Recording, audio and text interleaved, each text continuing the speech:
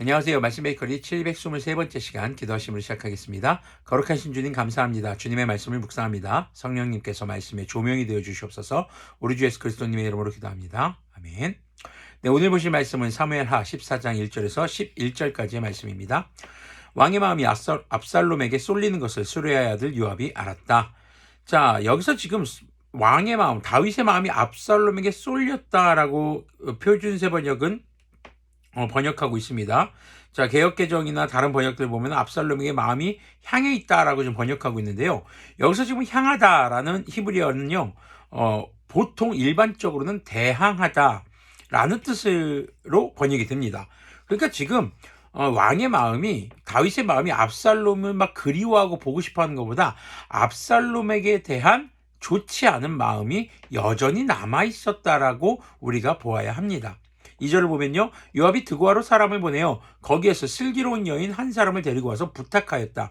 그대는 초상당한 여인처럼 행동하시오. 몸에는 상복을 입고 머리에는 기름도 바르지 말고 이미 오랫동안 죽은 사람을 애도한 여인처럼 꾸민 다음에 임금님 앞에 나아가서 내가 일러주는 대로 호소하시오. 요압은 그 여인에게 할 말을 일러 주었다.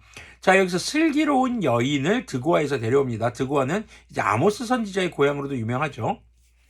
자, 그렇다면은 지금 이 여인이 지혜로운 것인가? 사실 이 여인의 지혜이기보다는 요압이 하는 말을 전해주는 역할입니다. 그런데 효과적으로 잘 전하는 사람을 지금 선택해서 데려온 것이죠. 자, 어떤 사람이었을까요? 3절부터 계속 보면요. 임금님 앞으로 나가서 내가 일러주는 대로 호소하시오. 요압은 여인에게 할 말을 알려주었다. 드고아에서 온 여인은 왕에게로 나아가서 얼굴이 땅에 닿도록 엎드려서 절을 한 뒤에 임금님이 저를 살려주십시오 하고 애원하였다. 왕이 여인에게 무슨 일이냐 하고 물으니 그 여인이 이렇게 하소연하였다. 저는 남편이 죽어서 가련한 과부가 되었습니다. 이 여종에게는 두 아들이 있는데 들에서 서로 싸우다가 말리는 사람이 없으므로 아들 하나가 다른 아들을 죽였습니다. 형제간에 지금 살인이 난 겁니다. 근데 이 여인의 처지는 남편이 없습니다. 그러니까 집안에 내려오는 땅을 유업으로 받으려면, 그곳에서 살려면 아들이 살아있어야 됩니다. 근데 지금 한 아들이 다른 한 아들을 죽였단 말이에요. 이때에 율법으로는 어떻게 처리할까요? 죽였으면 죽여야 되는 겁니다. 자, 7절 보니까요. 그런데 이제는 온 집안이 들고 일어나서 이 종에게 형제를 때려 죽인 그 아들을 내놓으라고 합니다. 죽은 형제의 원수를 갚고 살인자를 죽여서 상속자마저 없애버리겠다고 합니다. 그들은 저에게 남아있는 불씨마저도 꺼버려서 제 남편이 이 땅에 이름도 자손도 남기지 못하게 하려고 합니다. 자, 지금 이름을 남기는 것, 자손을 남기는 것, 그리고 땅을 기업으로 받는 것은 당시 이스라엘 사람들에게 아주 중요한 문제였습니다. 다 듣고 난 왕은 여인에게 말하였다. 이 문제를 두고서는 내가 직접 명령을 내리겠으니 집으로 돌아가거라. 그러나 드고아 여인은 왕에게 아뢰었다. 우리의 높으신 임금님께서 무엇을 하시든지 이 일에 있어서 허물은 저와 제 아버지의 집안에 있습니다. 임금님과 왕실에는 아무런 허물이 없습니다. 다소 왕을 안심시키려는 의도의 말을 하고 있습니다. 왕이 대답하였다. 누구든지 너를 위협하거든 그를 나에게로 데리고 오너라. 아무도 너를 괴롭히지 못하게 하겠다. 여인은 또 간청하였다. 그러면 임금님께서 섬기시는 주 하나님께 간구하셔서 저의 죽은 아들의 원수를 갚으려고 하는 집안 사람들이 살아있는 저의 아들까지 죽이는 크나큰 범죄를 저지르지 못하게 막아주시기를 바랍니다. 왕이 대답하였다. 주님께서 확실히 살아계심을 두고 맹세하지만 내 아들 머리카락 하나도 땅에 떨어지지 않게 하겠다. 자, 이 여인이 말하는 것은요, 지금 어떻게 보면 다윗의 자녀 압살롬과 암논의 관계를 이렇게 좀 다르게 표현해서 지금 말하는 것입니다. 이 내용은 전부 다 누가 알려줬습니까? 요압이요. 왜 요압은 이런 말도 안 되는 소설을 써서 다윗에게, 그것도 연기 잘하고 다른 사람 설득 잘하는, 지금 이 여인이 슬기로운 것은요, 머릿속에 있는 지혜가 아니라 지금 요압이 말하려고 하는 것을 제대로 잘 전하면서 설득력 있게, 그리고 연기도 아주 잘하는 그런 여인으로 보여지는 것이죠. 자, 그럼 이렇게 요압이 하는 이유는 무엇일까요?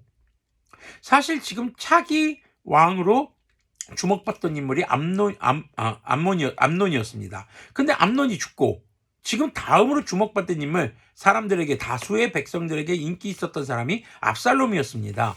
자, 그런 압살롬을 왕으로 추대하면서 한마디로 자기도 한자리에 하고 싶었던 것은 아닐까라는 추측을 우리가 해볼 수도 있습니다. 자, 지금 이것이 과연 지혜인가 한번 돌아보게 되는 것이죠. 사실 압살롬과 암논의 문제는 지금 여기 있는 이 여인이 이야기하는 상황과는 굉장히 거리가 멉니다. 왜냐하면 이 여인의 상황은 지금 과부에다가 아들이 둘밖에 없어요. 근데 두 아들 중에 하나가 서로 싸우다가 죽었단 말이죠. 근데 한 아들마저 이제 죽게 되면은 이 여인은 사회적 최약자로 떨어질 뿐더러 그 가문이 사라지는 겁니다. 그 집안이 사라지는 문제예요. 그런데 다윗은 그렇지 않죠. 다른 자녀들도 많이 있었죠. 지금 이렇게 극한의 상황의 예를 사용해서, 그것도 소설을 이용해서 사용하고 있는 거. 거기다가 하나님의 이름을 가지고 맹세하라고 한단 말이죠. 자, 이런 것이 사실 상당히 지혜롭지 못한 행동으로 우리가 볼 수 있습니다. 자신의 이익과 자신의 생각을, 또 자신의 원하는 목적을 이루기 위해서 지금 이런 행동을 한다라는 것은 결코 지혜로운 행동이라고 볼 수는 없다는 것이죠. 물론 지금 이런 문제 또한 원인이 무엇에서 나오고 있습니까? 다윗이 압살롬이 범죄했을 때 그것을 올바르게 처신하고 행동하지 않았다라는 겁니다. 그러니까 형제 간에 더욱더 깊은 갈등의 골만 깊어지게 되는 것이죠. 사실 그렇게 하지 못했던 것이 이제 다윗이 저질렀던 범죄였기 때문이죠. 물론 압살롬은요, 암논을 죽이고 도망치기는 했지만 회개하는 모습은 전혀 보이지 않고 있습니다.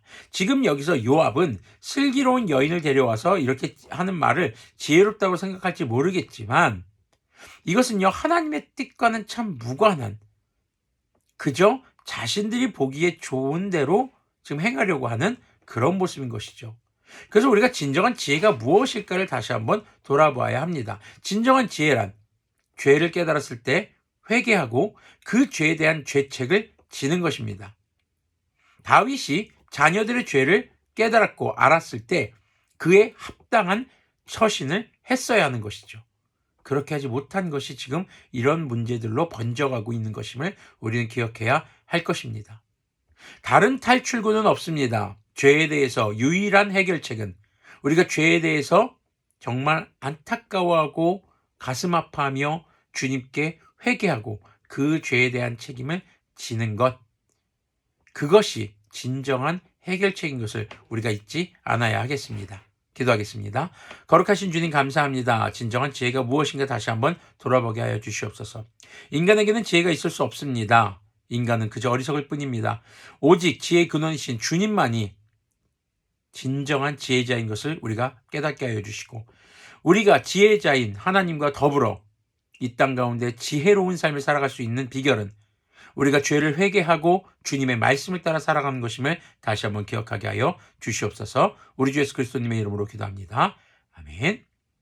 자, 이 여인의 이야기가 내일 말씀에서도 계속 이어져 갈 것입니다. 그 이야기들을 통해서 우리에게 진정한 지혜란 무엇일까 다시 한번쯤 돌아보는 그런 계기들이 되기를 소망합니다.